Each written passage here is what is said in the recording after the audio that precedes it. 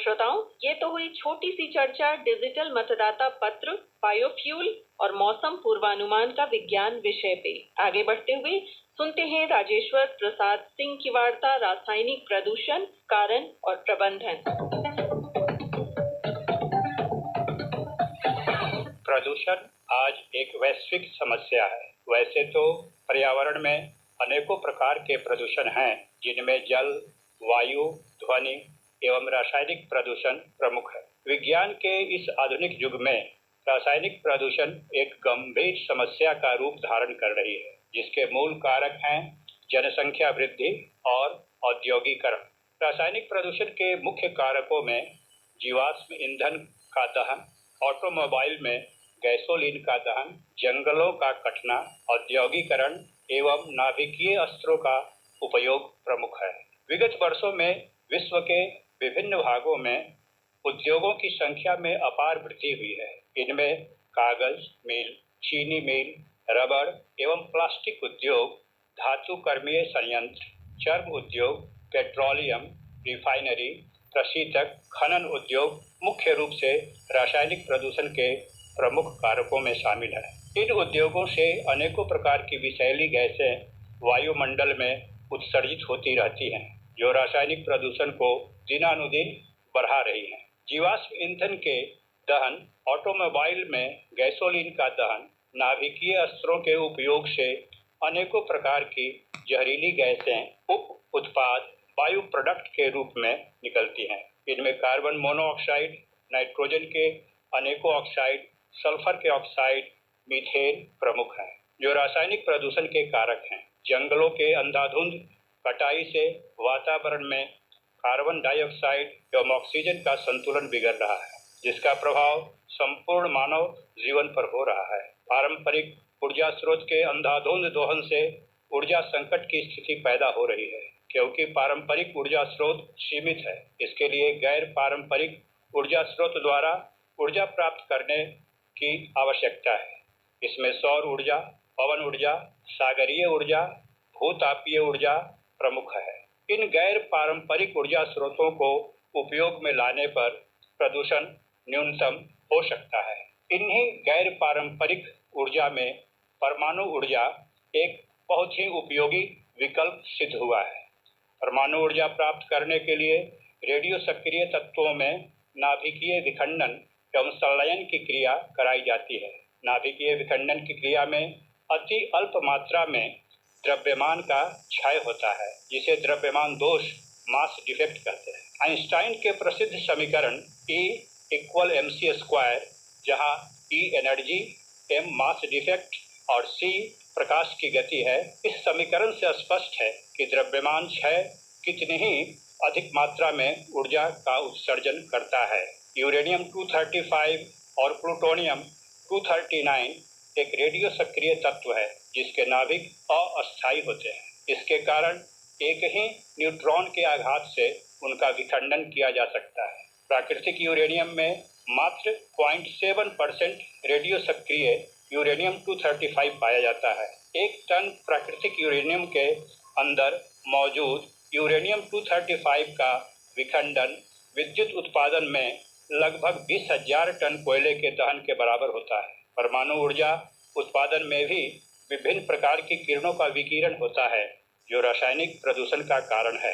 विभिन्न रासायनिक क्रियाओं द्वारा पर्यावरण में उत्सर्जित अनेकों गैसों में एक प्रमुख गैस कार्बन मोनोऑक्साइड है, जो कार्बन के अपर्याप्त दहन तथा कार्बन डाइऑक्साइड के साथ कार्बन युक्त पदार्थों के उच्च ताप पर प्रतिक्रिया के फलस्वरूप प्राप्त होता है। इसके अलावे कार्बनिक पदार्थों के बैक्टीरियल अपघटन एवं मीथेन के परिवर्तन से लगभग 80% कार्बन मोनोऑक्साइड, क्लोरोफिल के संश्लेषण एवं अपघटन से 3% तथा अन्य स्रोतों से 10% कार्बन मोनोऑक्साइड गैस पर्यावरण में आते हैं, जिनका दुष्प्रभाव संपूर्ण मानव पर होता है।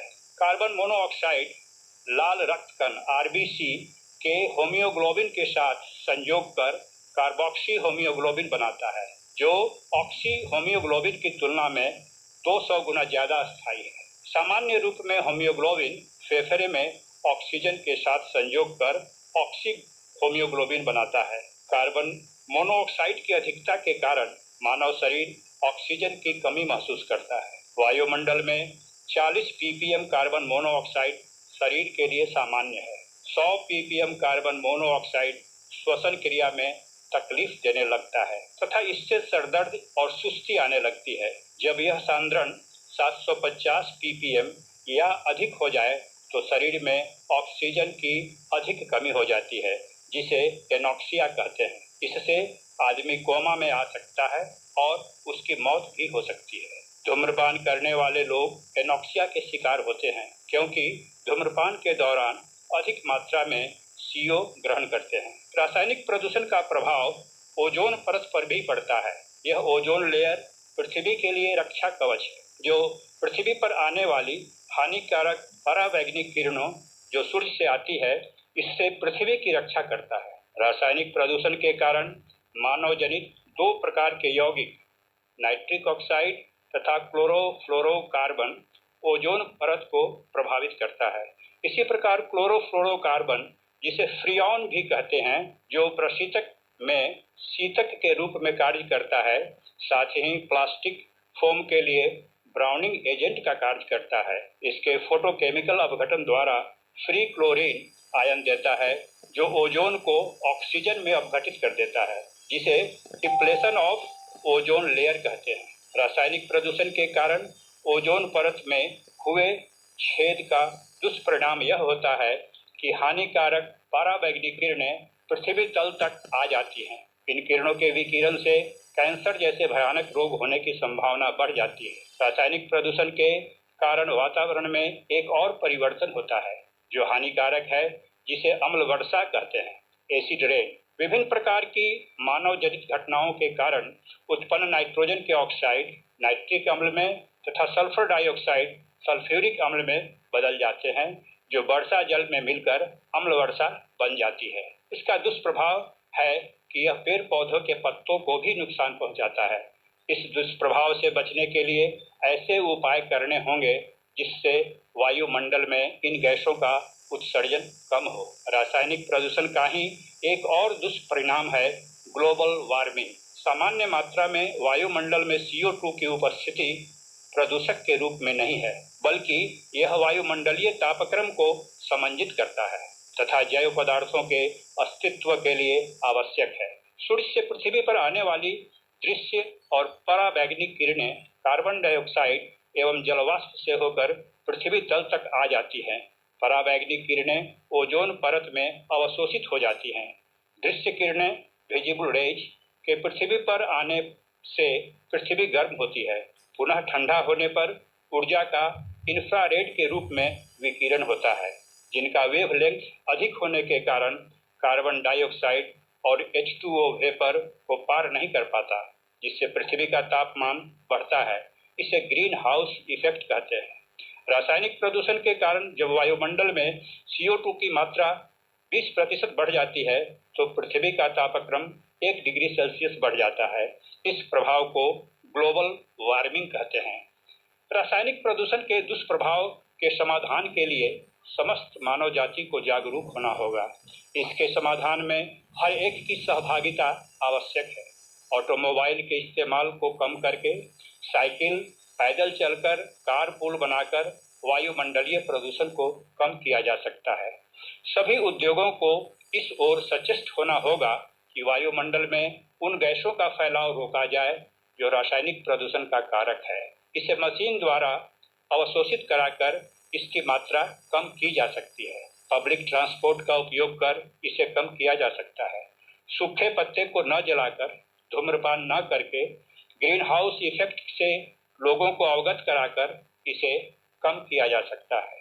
परमाणु परीक्षण केवल भूमिगत हो, रेडियो ट्रेसरों का उत्पादन और उपयोग कम से कम हो। विकिरण चिकित्सा का उपयोग तभी करना चाहिए जब वह नितांत आवश्यक हो और तब भी आवश्यक सीमा के अंदर। रेडियो सक्रिय कचरे का निपटान बहुत अधिक सावधानी से करनी चाहिए। पर्यावरण प्रकृति का बेशकीमती उपहार है। पर्यावरण की सुरक्षा और पारिस्थितिक संतुलन बनाए रखना अपनी जिम्मेदारी समझनी होगी। हमें यह सोच रखनी होगी, जब पृथ्वी प्रदूषण मुक्त होगी तभी हम मुक्त वातावरण में रह सकते हैं। हमें स्वयं को बचाने के लिए पर्यावरण को बचाना ही होगा। प्रकृति को अपना धर्म बनाएं, अनुकूल बने या नष्ट हो जाएं, यही प्रकृति की निष्ठुर अनिवार्यता है। अभी हम सुन रहे थे राजेश्वर प्रसाद सिंह की वार्ता रासायनिक प्रदूषण, कारण और प्रबंधन। आगे बढ़ते हुए अलका प्रियदर्शनी से जानते हैं विज्ञान जगत में हो रहे नवीनतम शोधों एवं आविष्कारों के बारे में।